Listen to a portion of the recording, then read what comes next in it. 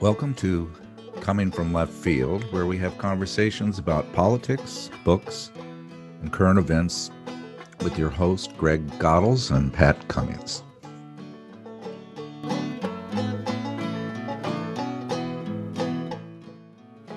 In the mid-1970s in Britain, Margaret Thatcher's policies contributed to a severe economic downturn and legitimate crisis for post-war politics. It crystallized with youth anger at unemployment, inflation, and collapsing social consensus into a raw aesthetic of no future and anti-establishment provocation. There are many good books about this period of neoliberal Thatcherism, or perhaps a better analysis can be gleaned by putting on some headphones, turning up the volume, and listening to The Clash, Billy Bragg, The Smiths, or even Elvis Costello.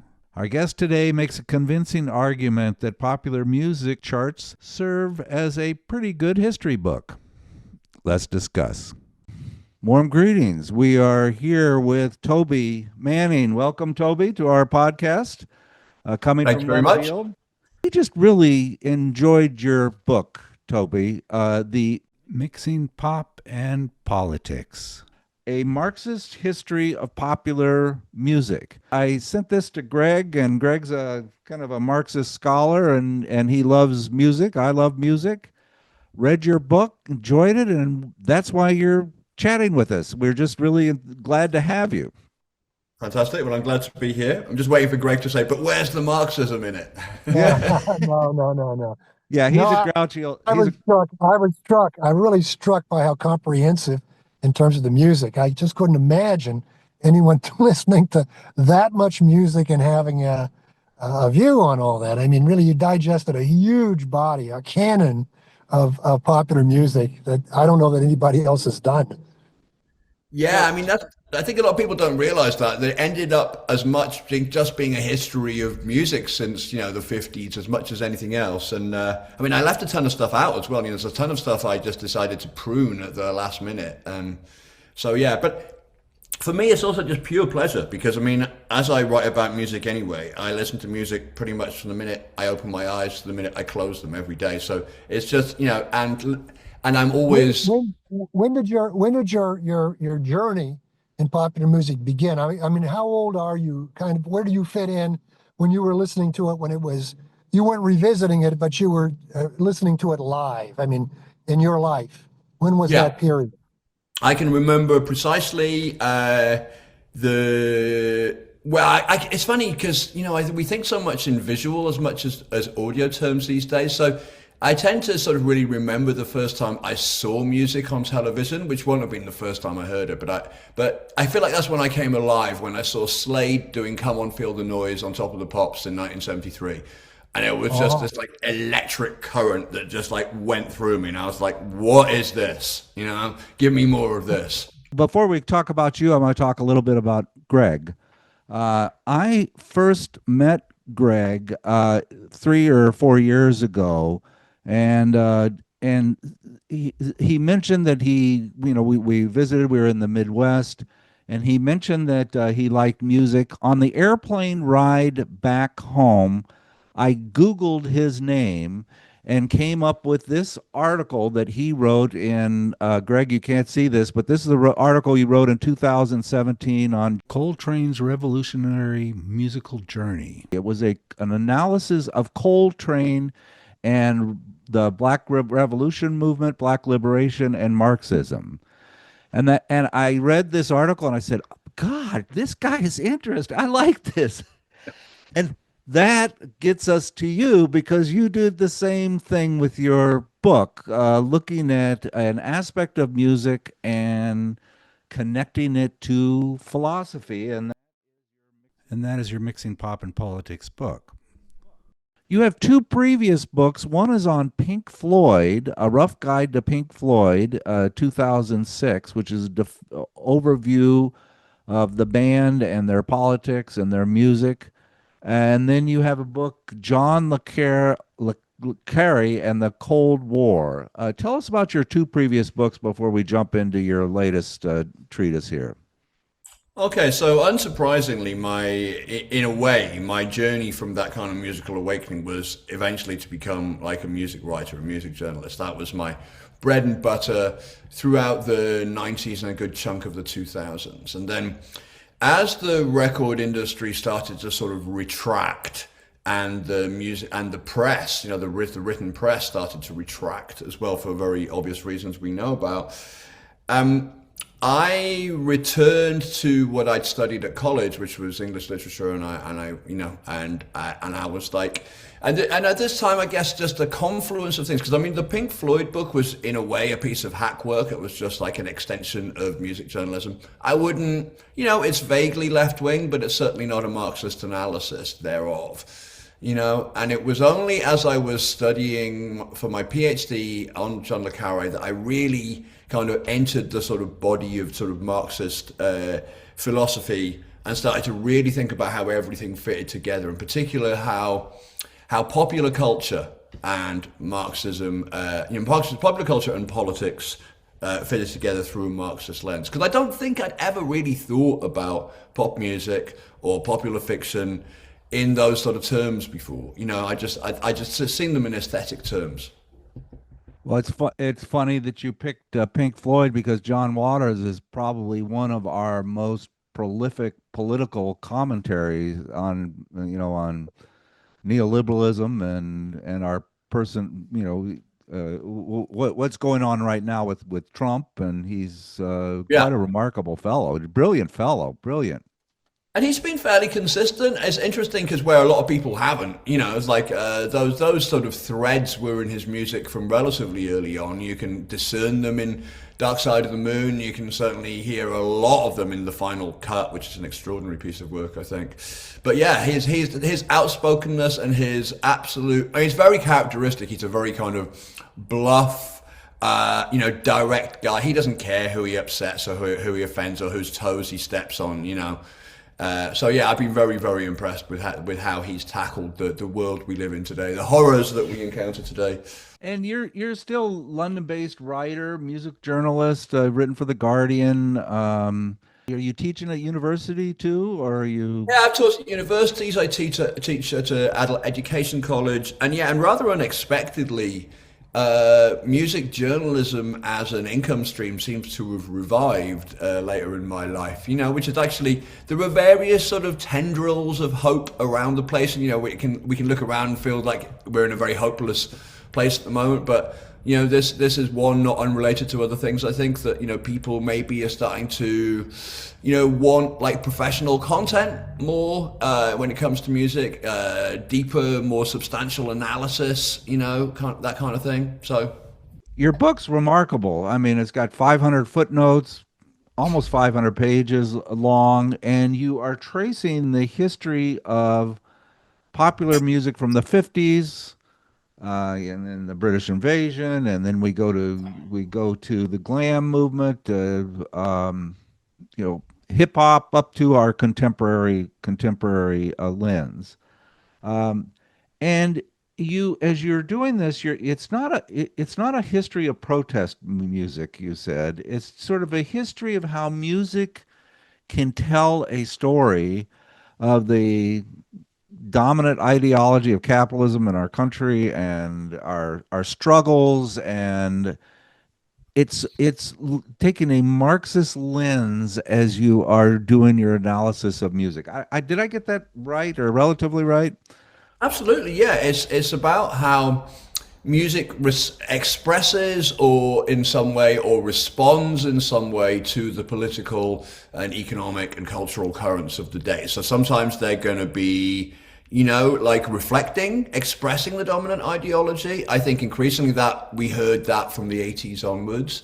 Prior to that, we tended to hear popular music rejecting in some form or another, whether deep or superficial, the dominant ideology. So, but I feel like it's always there's been a tendency, I think, in music writing to treat music aesthetically as if it exists in some sort of other plane outside of the political world. But of course it doesn't, so. Yeah. Greg's, any thoughts? Yeah, I appreciated the book greatly, and I think I'd like to hear you talk about the origin story of popular music.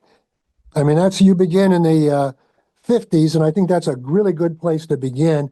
And how do you see the origin story of rock and roll is really critical to much of your book. How do you view that origin story? Um, I see. I mean, obviously, there's all sorts of arguments about where I could have started. I could have started much earlier because it seems to me that most of the exciting stuff happens in music as some kind of an encounter between, the dominant culture and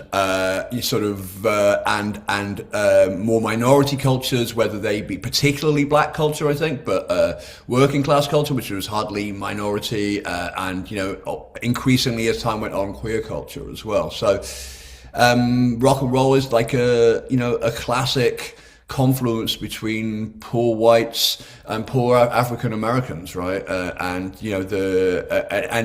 sort of interplay and an interface between the two that produced something that was highly indebted on one side, but also very new. And I think just by definition, therefore rebellious, because it's like crossing the tracks. That kind of, what used to be called miscegenation was not supposed to occur. And we were, segregation was being dismantled concurrently, but it was still in place, right? So, Yeah. Yeah. Well, they were in the States, and I think there's a difference between how this music evolved in the States and how it evolved, let's say, in the UK. But in the States, it evolved really as a kind of response to McCarthyism, which is not a profound, reflection on my part, because I think most people understand that. But it wasn't just the birth of rock and roll, but it was also jazz, and it was also a countercultural thing with the so-called Beat Generation. That was largely upper middle class, petty bourgeois in its nature, but it was equally a reaction to the conformism of that era. And I think with popular music, I think there's a real controversy within rock and roll between those of us who think that it was a kind of response to rhythm and blues that created rock with Elvis. And it was a response to kind of contain the energy and the electricity of rhythm and blues. And I think there's a social democratic view, which is the more prominent one, the prevalent one in the States anyway, that it was really a great amalgam of country music and rhythm and blues. And it's the American success story of these things coming together in a beautiful way and reflecting the kind of diversity of America. My inclination is to view it, and it always has been when I've written about it, that it really was an attempt to contain rhythm and blues because of its popularity and the emergence of television at the same time, because at that time in America, you did not want black artists on television. Right. And so Elvis was the answer. But that's my peculiar view of that origin story.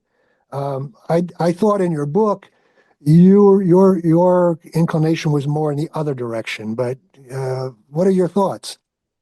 I think it's somewhere between the two, yeah, because I think you're absolutely right. There was a desire to sort of contain black culture, and to me, rock and roll was, at least in its early, incarnation, was a defiance of that. And the fact that so much effort was put in to try and control and contain even kind of white, sort of co-option of rhythm and blues is sort of it's telling to me.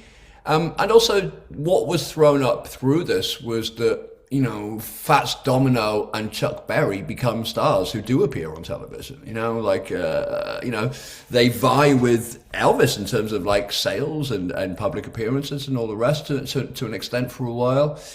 So I feel like that these were kind of the very mixing, if there was an element of co-option and containment, I don't think that was conscious on the part of, Elvis, Jerry Lee Lewis, whatever, Buddy Holly. And I feel that the authorities recognized this as a sort of a naysaying force, that was reflected also in teenagers increasingly adopting this music and rejecting authority and rejecting the kind of respect for the kind of, the sort of color line, the color bar and stuff. And, and there's a whole load of unexpected consequences arise from this very sort of mixing up. I think I generally take an optimistic view of the sort of the transfer between African American culture and dominant white culture in music, as you probably noticed in the book. And I know there are other ways of reading that, and I know that eventually the record companies will succeed in containing, what they don't like. That is the inevitable end point of the process. Well, here, my narrative in that period, because that's why I asked you earlier when you got into it, because I'm much older. And in fact, I appealed to my sister, who's now 92, who got me introduced as really a youngster into rhythm and blues, because she started listening in 50, 51, 52. We listened to Randy's record mart in Gallatin, Tennessee, over this long distance radio station. She bought vinyl discs, 78 discs of Ruth Brown and the Rhythm Makers, and a whole host of black artists. But young white kids were doing that, and it was kind of threatening, because it was a culture that, in the Midwest, for example, it was alien to most people. How do these kids get onto this stuff? And really chubby checkers and the televising of black artists really came with American Bandstand, and also in Cleveland with what's his name, the famous R&B promoter, Alan Freed. But it never, in America, it was never on television, and it really was kind of kept off until American Bandstand. And so, I mean, at that point, they had tamed a lot of the black artists, but the real raw R&B wasn't meant to be on television. And it came at a time of compromise in America. It was a time of Brown versus Board of Education, in which the U.S. image internationally was damaged because of segregation. So they had to do something. They had to do something with the music because kids liked it. So I think it became sanitized to some extent. And what killed R&B and the raw stuff was payola, which I think you document in your book, document it well. But the real loser with payola was R&B, these small labels, and because they could not put the money forward into payola. They were putting money forward to get exposure to stations where Columbia Records and the big record companies commanded all the attention, and they had to buy DJs to get this stuff on. And when they were exposed, and of course the American Bandstand guy was a part of that, part of exposing it, part of killing it. So I mean, it was an interesting era, but you get the dynamics, of course, right. I mean, it was a time of youth rebellion. And I think R&B was the legitimate expression of that, and it was in danger of really embedding itself among white kids, and that's where Elvis came in to kind of dilute it. I know my sister, who grew up, I mean, listening, she was a dance fanatic, and she listened to all this black music and danced to it. And Elvis was like limp to her. I mean, I never understood, and she never understood this connection with Elvis and R&B. It was like phony. And most African Americans I knew thought Elvis was a racist. Yeah, Elvis was a hero to most, but he never meant shit to me. That's the Public Enemy, right? So, but I mean, he did mean shit to me. I mean, and the thing is, I hadn't heard that, Toby. I like that. And then he goes on, motherfucking racist cracker. That's the next line, I think. So yeah, it's fight the power. Second verse. Yeah. And I mean, I just all I know is that as a white kid in Britain, it was hearing Hound Dog, much later after its release, that made me even aware of R&B, of rhythm and blues, or anything else, and sent me on a journey exploring this stuff. And after years of listening to everything, I still think there are a few things more exciting and more raw than Hound Dog. It's like, and obviously, one of the central things in my book is that rock and roll, music, popular music exists because of and within a capitalist commercialized industry whose objective is not to spread great art to the people, whose impulse is to make large amounts of money, but also to act as containment. I think because there's a huge imbrication with the establishment and a desire to sort of maintain kind of authoritarian control in all sorts of ways. So to some extent, those dynamics are in conflict with each other, but not so much. So every popular genre, every popular artist, it seems to me, comes up from the street, enters in a kind of existential struggle with the paymasters, with the bean counters, who will eventually win. I mean, this is the thing, and at each occasion they will knock out an original, the original artist or a particular genre, but something else will arise. That's another kind of hopeful thing for me. Something else always arises. My sort of faith in the power of the people, as it were, is that they will regroup and produce something else that the record companies don't initially understand, but the kids will. Well, just to take that statement there, if you look at the Super Bowl with Bad Bunny, the world's largest selling artist, streamer. Right. It's amazing how the NFL decided to put him forward with a great platform because they want to make American football international, and it overrode politics. I mean, we have many of our states, there's 25 to 30% of the people speak or understand and speak Spanish. It's just, anyway. And that, this is the thing, is the desire to make a profit means that they have to do a certain amount of people pleasing. And that sometimes will come in conflict with those other desires to contain. So the Bad Bunny is an excellent example. But even something like releasing the Sex Pistols, all of this stuff. These things in some ways seem like suicide for the establishment. But at the same time, within the establishment, you've got people who want to make money. I think that dynamic you mentioned is exactly on the money. That tension between the commercialization, the record companies. You go back to that origin story I mentioned, and you look at Mitch Miller, who was the A&R guy at Columbia Records, one of the big five at the time, and their role was to squelch the innovations, including Elvis. I mean, they wanted to control the medium. They wanted to control what people heard because it was manageable. They could bring in their Columbia Records regulars, to Patty Page or whatever, to sing this stuff in a kind of milquetoast way and not stir anything up.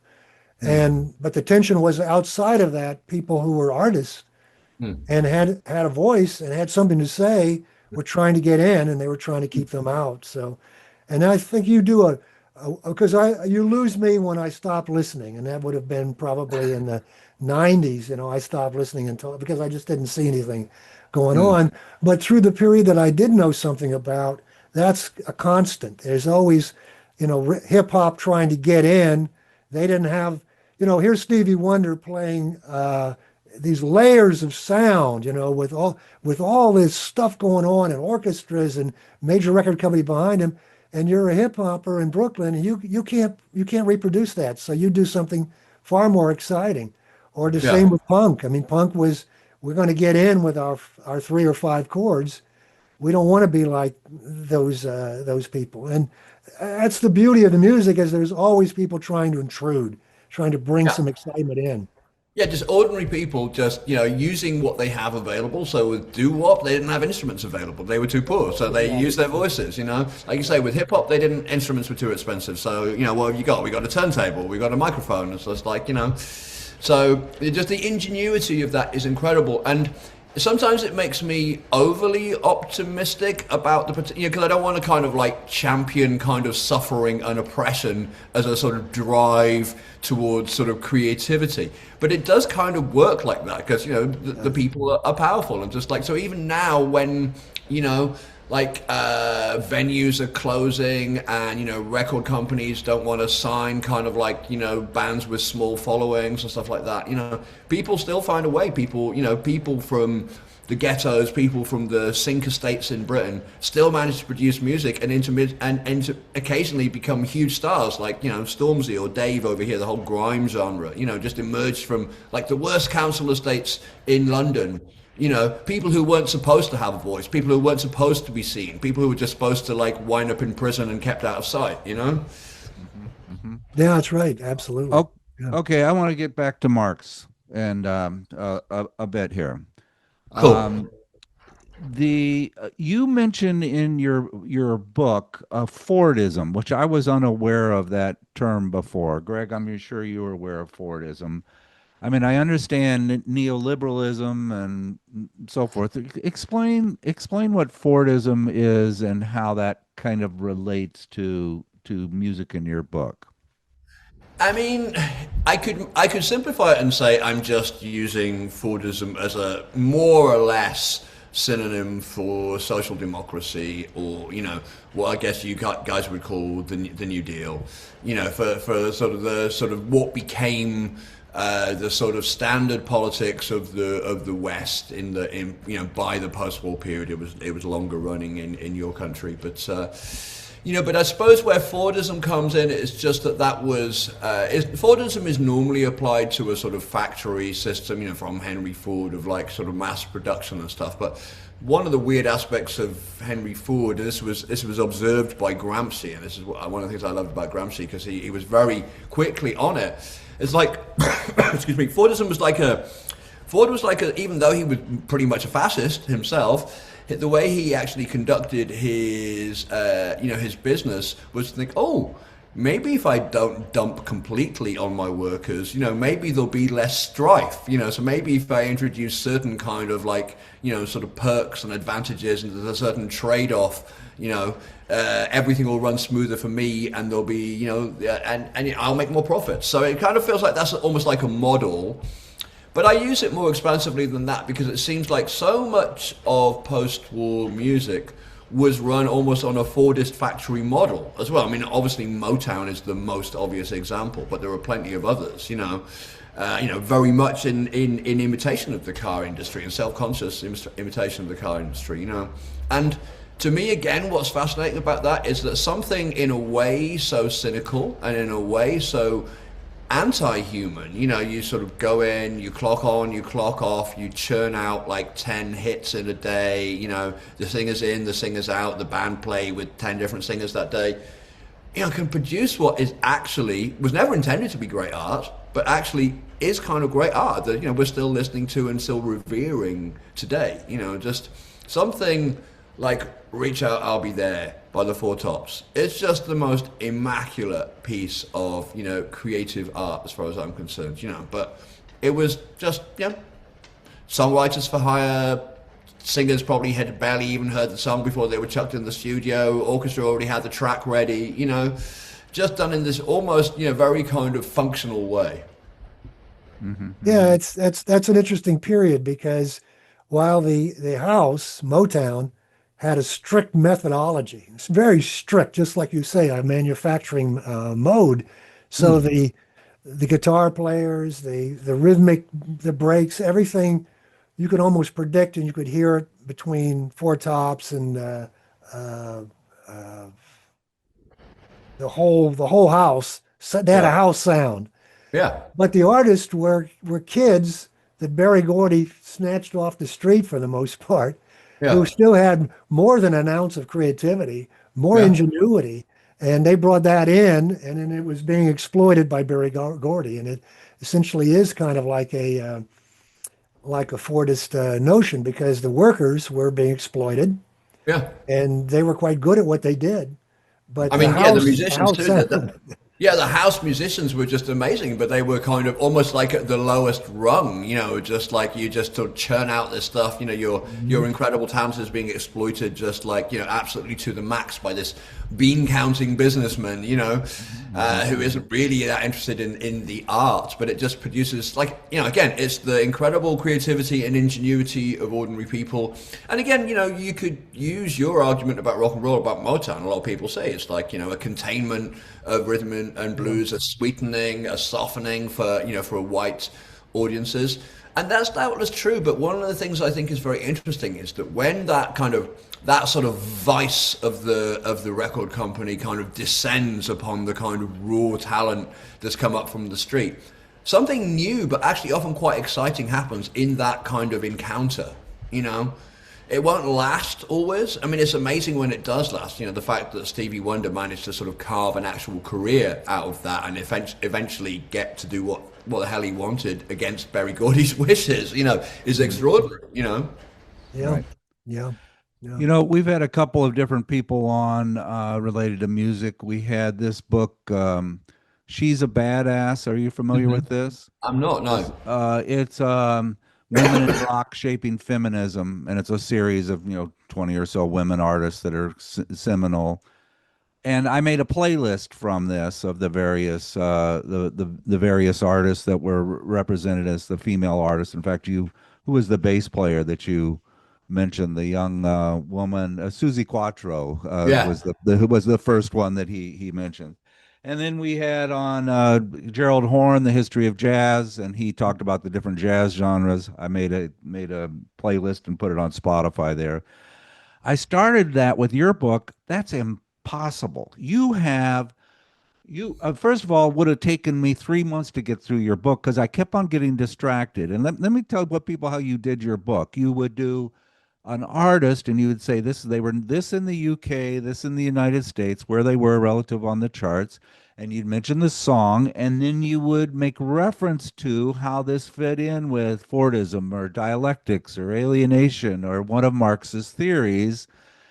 And it just was it's just remarkable how much music you listen to and how you wove this theme through your book, but it's impossible to make a playlist of your book because you just are too prolific with all of your songs and genres and thoughts related to music from 1950 to today. I I mean, you is that can. There, correct? there are actually several playlists out there.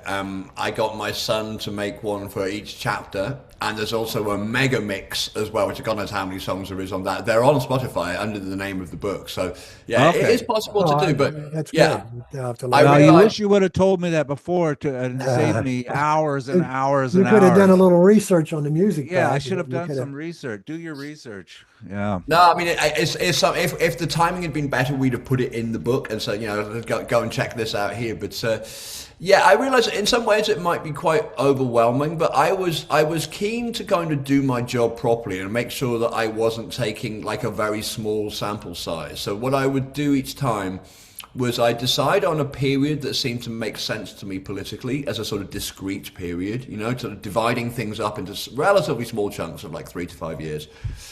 And I would have a think about whether what I knew about music seemed to fit with that as well, and it normally did. And then I would just immerse myself in like all of the hits that I could think of, and I'd look at the biggest sellers for each year. Because this is the really important thing. I'm not writing about obscure artists. I'm not writing about artists who didn't sell. I'm only ever writing about like huge selling artists. So lots of stuff is like criminally undersung if we're talking about a history of music, but but I'm talking about a history of commercial music. So, No, it's a but remarkable though. In the book, it's just a remarkable amount of songs, music, musicians. It really is. I mean, I don't think anybody could match that. The research you did, it's just it's stunning. It, thank you. Well, I you, just you, wanted to make sure that everything was sort of that I wasn't like overlaying stuff on this. That I could actually find a huge body of work that actually reflected the points that I was making on each occasion. you made a point earlier about what this music does, how it fits into politics, how it fits in culturally, socially. Mm. And I romanticized it when I was writing about it. I certainly romanticized it because I thought that it made a difference. I interviewed Billy Bragg a couple of times in that era, and at that time when I believed that it made a difference. I'm more inclined to think, and I think you said this earlier, as one way of looking at it is it's a reflection of the moment, and it's a good way to gauge the moment, particularly in Mm, terms of how it reflects on younger people and, mm, and moves them in a certain direction. So it becomes a force, but it's a sort of a small force. mm, So I've lost the enthusiasm. I used to read Rock and Roll Confidential in the States.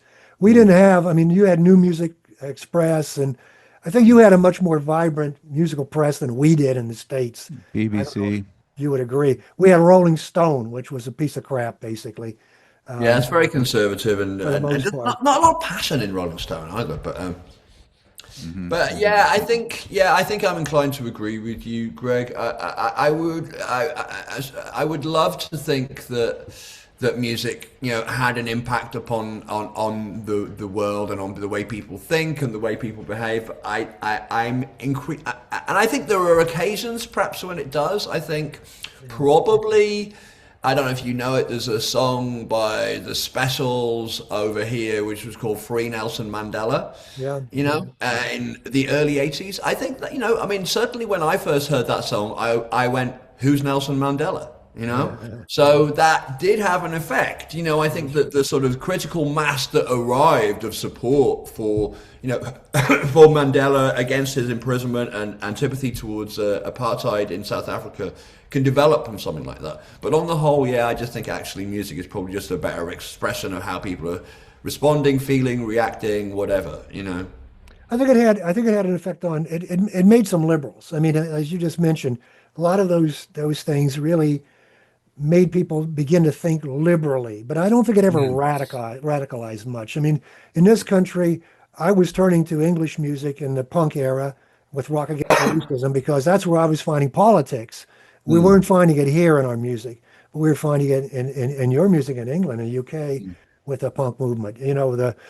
The only thing we had was MC5. I mean, that whole period of punk, we had the MC5, but that was pretty much it. The rest of it was a sort of artsy punk music.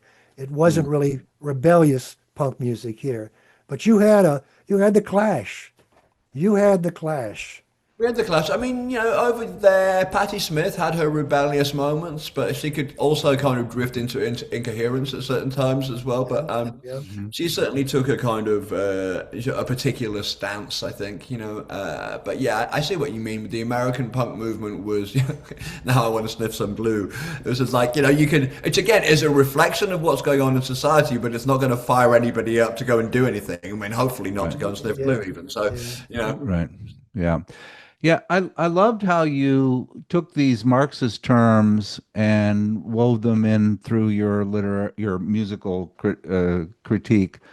For example, there's the Marxist term alienation, and I'm again, you two know more about this than I, but that's where you're kind of separated from your work. You just go to work, grind it out. It means nothing. Your life is capitalism has kind of got you trapped in a Mm. point where you're alienated from other people and so forth. And that theme just rings through your popular music so well with the Thatcher stuff and people feeling just overwhelmed by the economic burden that they're in and loss of dreams and I don't Yeah. know. What thoughts about that, both Well, of you? yeah, I think you hear alienation obviously in certain aspects of rock and roll, particularly in something like Eddie Cochran, who's probably my personal favorite of that batch. At the Summertime Blues, it's an expression of alienation. But it kind of goes away for a while. The 60s is such an optimistic period. You hear a lot less. I mean, you hear it a little bit in things like The Who and stuff early on. But you hear a lot less alienation as the 60s goes on. And even in the 70s, the early 70s, you don't. There's still a kind of, that's the sort of, things haven't fallen apart fully yet. But yeah, from punk onwards and through the 80s, particularly the kind of more naysaying 80s, not the sort of Madonna Material Girl 80s. I'm thinking more like you say, the Clash or Elvis Costello, whatever. You hear a lot of alienation. The Special, aka again, Ghost Town, yeah. Mm-hmm. Mm-hmm. You mentioned there's another point of contention, and I'm not being contentious here because I'm not sure how I fall on it. You made me think about this, but it's common to see the 60s, certainly from our perspective across the ocean, as a period of radical individualism. A lot of the Mm. music reflecting that individualism. But you make the counterpoint. You say actually there's collectivity laden in the music, embedded in the music. And it made me stop and think because I tended to lean towards that as an era of individualism. Make the argument. I think it's a good argument. It's an interesting argument that you make. Yeah, I mean, I have to say, I feel like the 60s was rewritten, and it was rewritten quite quickly by forces of the right. So I would argue that Tom Wolfe's Me Generation article was one of the first, right?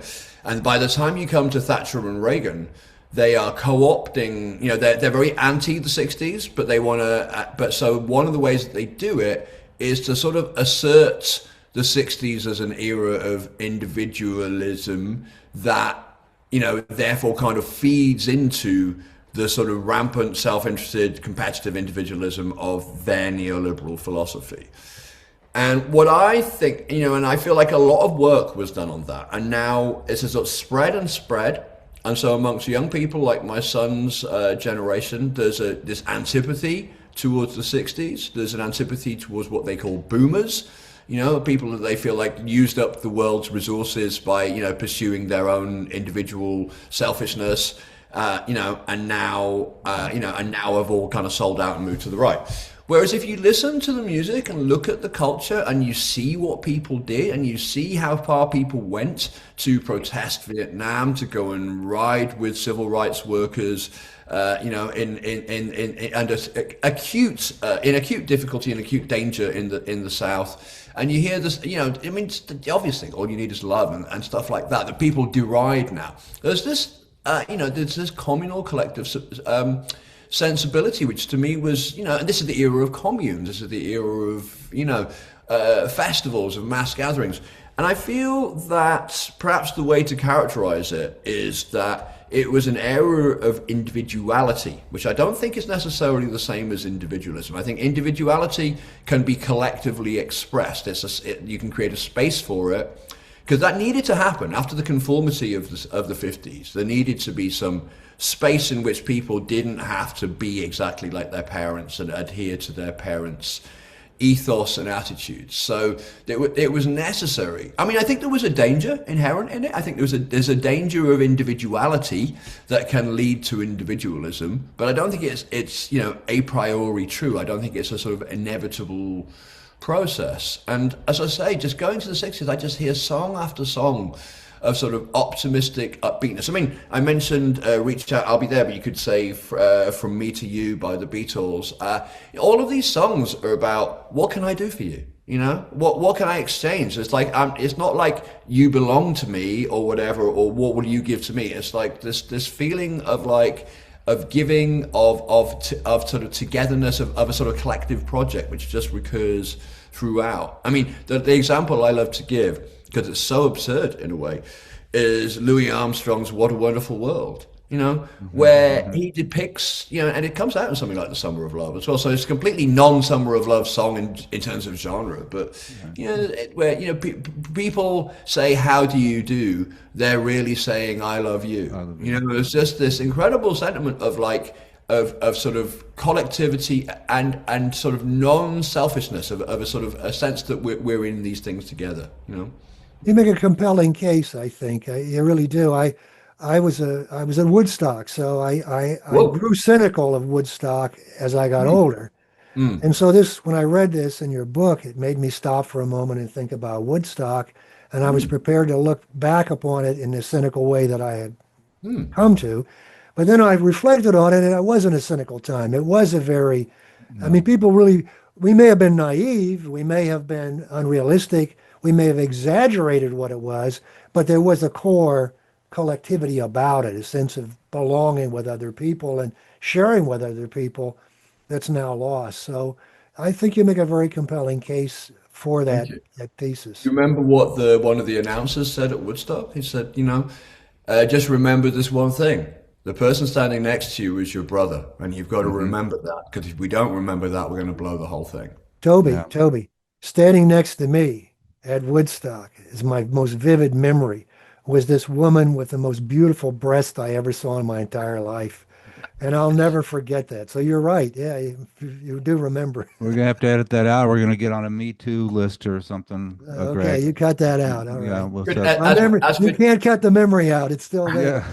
Yeah. A couple of things that I enjoyed about your book is how you expressed how I guess it's a dialectic in a way of how just people make sense out of things and things are constantly moving, a constant point of change, and these eruptions of music just seem to come out of nowhere and no one can really control them.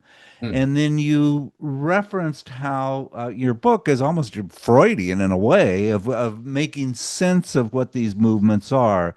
Like, mm, for example, I live in Seattle, the grunge movement. It just came out of nowhere and took mm. over music. We've got I don't know how old your son is. My sons are, late 30s, early 40s.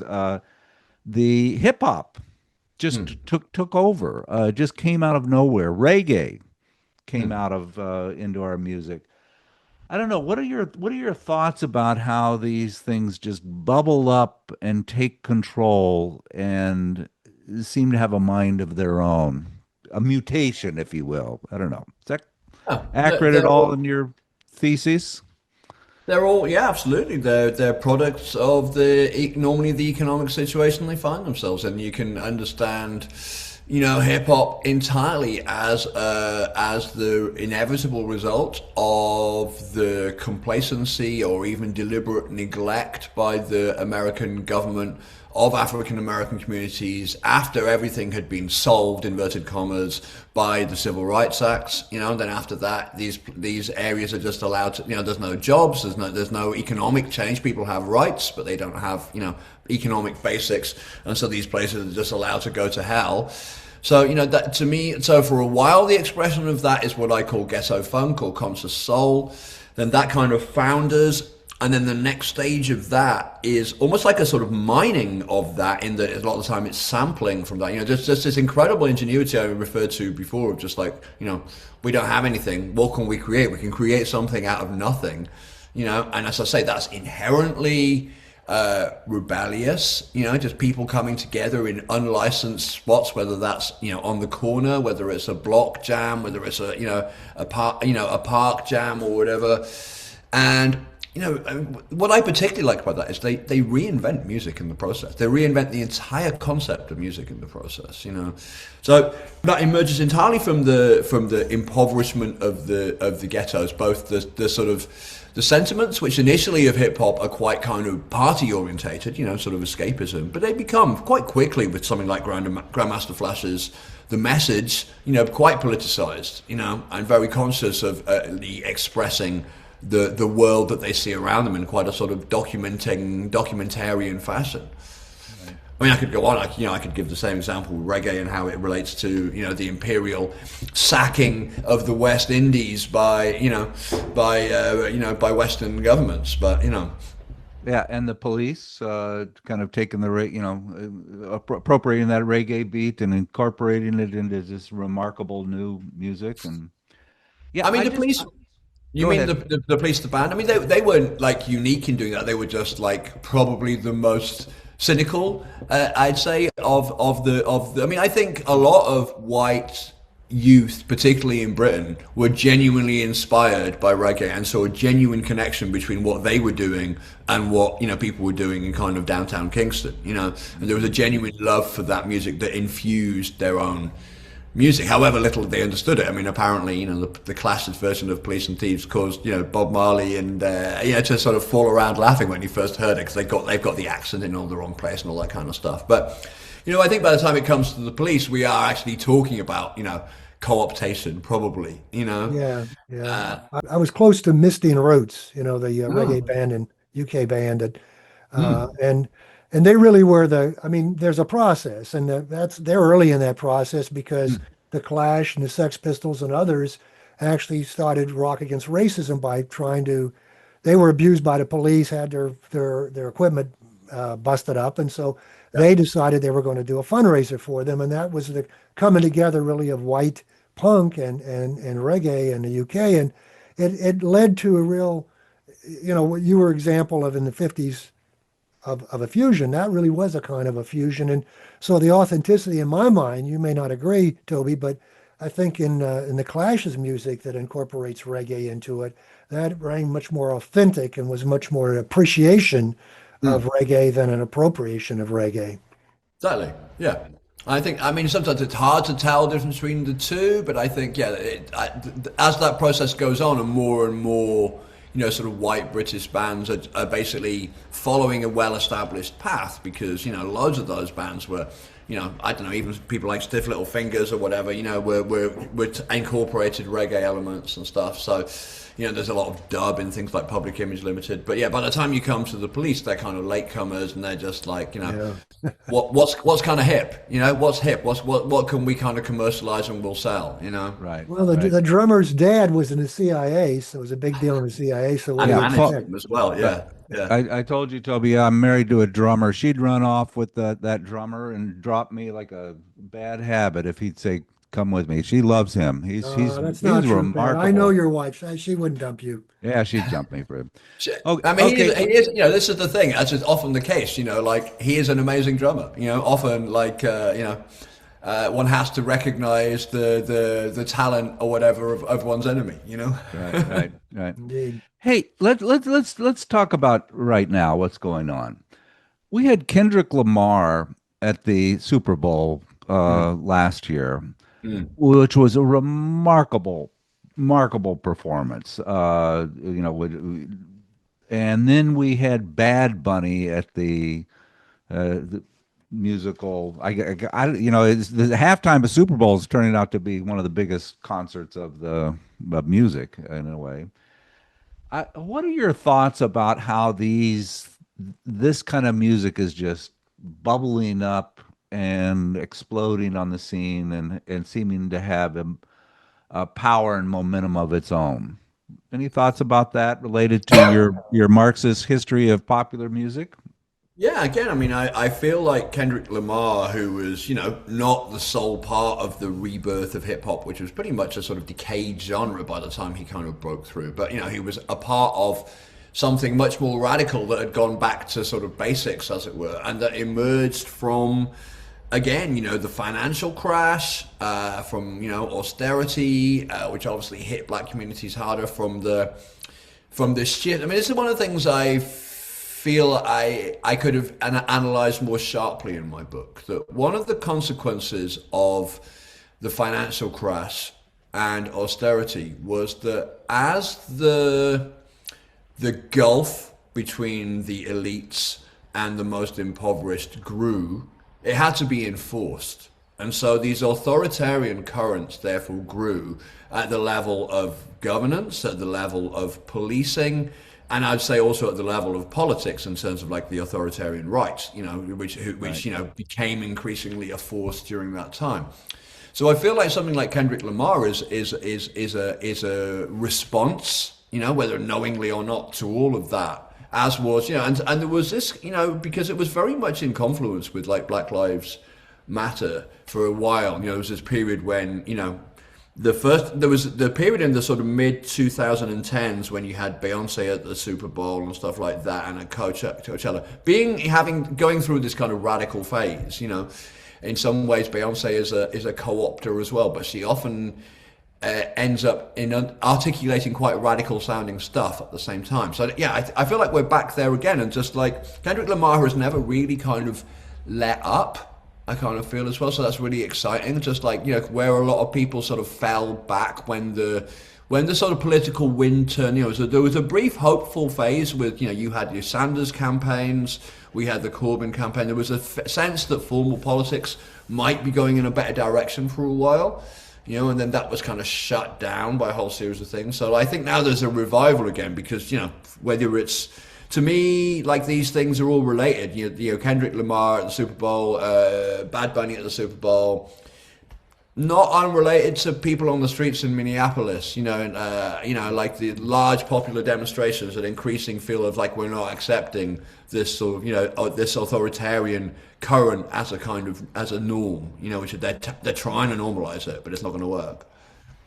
Well, you mentioned in your book that I think this was your book. You mentioned in your book that since the pandemic, the top 10 most wealthy billionaires in our country have literally doubled their wealth Yeah, since just yeah, since the pandemic. yeah. So these kind of events are becoming, it's not just as a slight trend. This is becoming a radical reshaping, and it'll be interesting to see how music is going to reflect that, report on that, Mm. uh, alter This, that as it, we. Call me cynical, but and I confess I don't listen much anymore. I really don't listen to the radio or popular music in general, what's called popular music. I still listen to some cutting edge stuff that I like, but it's really very cutting edge.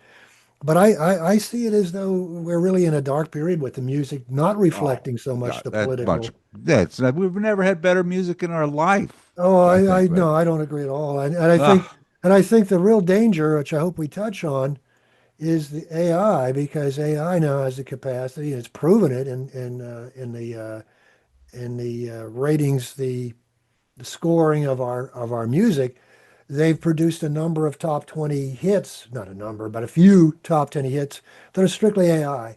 And they go right through the system and they're picked up by people and they like them and they find them danceable. So you're up against that replication. It's much cheaper now for record companies to fight any current that does bubble up, not merely by finding groups that can emulate or imitate what is creative, but they can create it with AI, and it's cost effective to do that. So but I see a Greg, dark period. Look look at at who? Billie Bad Bunny. Eilish. Billie Bad Bunny is not challenging Billie anything. Eilish had It's the not, number one album of the year and just a she's couple of not years ago, and she made it in her bedroom with her and brother on she's a not laptop challenging computer. anything, Pat. I'm talking All about the right, political Toby, ramifications. tell Greg why he's wrong. Tell him why I'm right. Yeah, okay. I'd say there are two levels here, right? One is that despite the corporate hold is getting more and more intense on music, it's more of a struggle. But despite that, okay. So a couple of years ago, when I was researching my book, have you heard of Dua Lipa as an artist? Yes, I don't know if she's yes. broken through in America, but she's very very big over here, right? And I watched She's a few not that big videos. here, but she is. I know who she is. Yeah.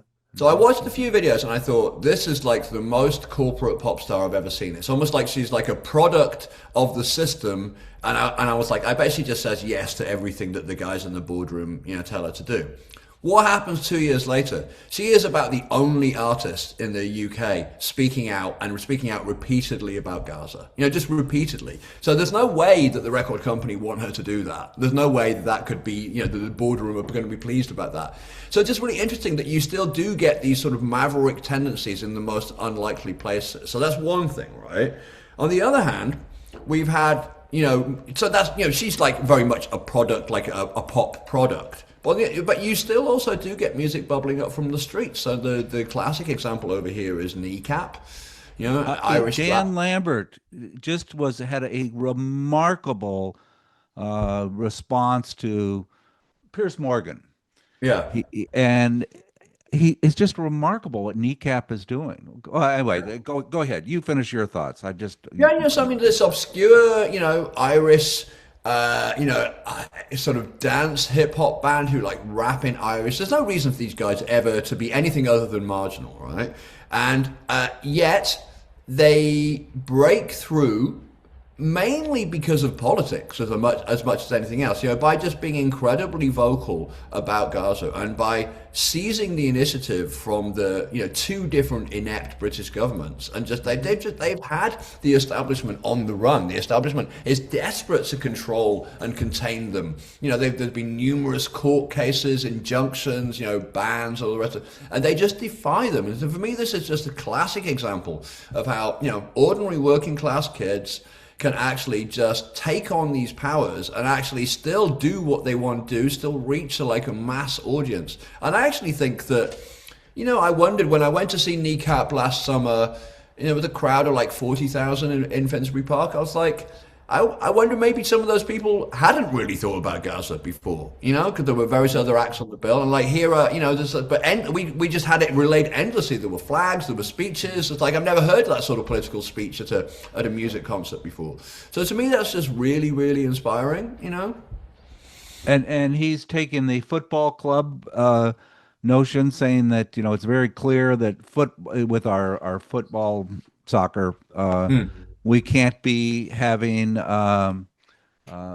playing with countries or supporting countries that are support genocide. They're sort of bringing that into the equation, and Yeah, yeah, exactly. Dan So people Lambert taking says stands increasingly. It's like yes. Yeah. just the Yeah, I same think way as like, I think that's always been true, and maybe what's missing today is someone on the level of, say, Sam Cooke, when he's ready to perform in Las Vegas, comes out with a change is going to got to come, and it's a little different to risk when you're in the top these things more than when you come up and bubble up and you're an individual, and it is an individual. I wish it were a movement, but I think the hold the record companies have on people having saying meaningful things through music is just so tight at this particular juncture. Doesn't mean things will not come forward. They will come forward.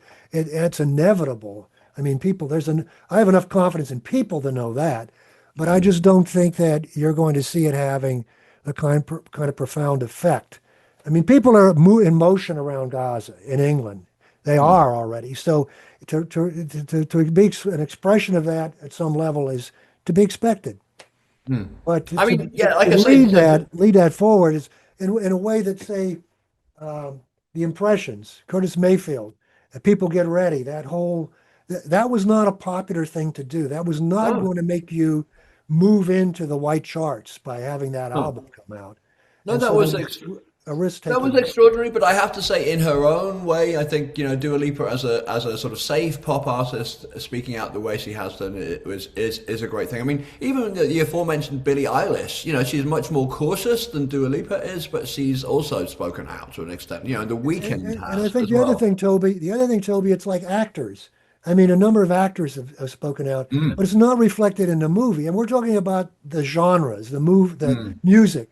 If we were talking about movies that's true. today, we would say there's three, four, five actresses who've spoken out on Gaza, but the Mm, movies don't reflect it. The movies Yeah. just do not reflect, they're bold, they're brave by doing it, as Dua Lipa is, but that's not common to the music, and that's what we're missing from, say, the '60s, both in terms of civil rights movement and in terms of the anti-war movement, or punk for that matter. I mean, it became a movement, a musical movement. There's no musical movement around Gaza. Oh, There are Greg, individuals I standing up. disagree with you. I disagree. That's I think actually, I mean, over here that's not entirely true because Kneecap are aligned with what is known as post-punk music over here. So this is bands like the Idols and the Fontaines DC. These are all pretty big bands over here. They have number one albums, and they do write about politics and they do speak about politics publicly as well. So there is, and again, these are, no one was like, the record companies weren't like, hey, let's have a revival of post-punk. It was just like, again, this is something that arose despite them, and then they had to sort of scramble to accommodate. And these people will not shut up as well. So I think this is, there kind of is a genre at the moment, which is sort of, going right back to those sort of punk days of like, music and politics are indivisible. Well, I hey, hope our reflection will be like it was in the '70s and '80s with punk in the UK, that we'll have more than just the MC5 to yeah. represent political punk. 'Cause Yeah. that's all we had really at that time in the States, when you had a very lively and exciting musical movement. Hey, Yeah. Greg, we got to wrap this up. Toby, I could talk to you for another hour. I mean, this is fascinating. I loved your book. I love the way you think. I love music. This is a real treasure, and I hope you're doing well with it. And I encourage people to pick this up. And I passed my copy on to I'll some of link my to your musician friends. I'll find your Spotify playlist. I'll link to that, and Right? that will enhance the experience. As Yeah, some of the newer artists I didn't know until I streamed them and listened to them, and it all clicked. So fantastic.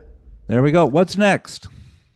I'm thinking of doing a kind of more granular book on the 80s, but the 80s, the sort of the long 80s, so kind of starting in the late 70s and ending in the early 90s. I think that's a recognizable, discrete period, but and they're kind of, and my working title is from Talking Heads Once in a Lifetime, which is, well, how did I get here? And it's the notion that the world that we live in now was essentially kind of forged in that period in the 80s, you know, that we're still living in the sort of politics and to a certain extent the popular music of that time, because so much popular music now sounds like, you know, 80s pop, you know, so it's such a ubiquitous form. So I kind of thought that would be really fun to really kind of explore that more thoroughly. Make sure you put Laurie Anderson into it. I remember seeing her live and being blown away by her, and so yeah. No, I mean, yeah, she could have had a number 2 hit in the UK. You know, it's like it'd sell millions of copies of "Oh Superman" is one of the most extraordinary things that could have occurred. But yeah, it's the sort of thing that does occur in popular music, and one of the things that I love about it. You know. Thank you. Thank you for Thank being on you. our show. Greg, this was Thanks, fun, Toby. wasn't it, Greg? Enjoyed it. Yeah, really Yeah, enjoyed it. this was good. Great. I've And really enjoyed it too. It's really fun. best of luck to you. Keep going with your scholarship in music for sure. Thank Thank you you. very much.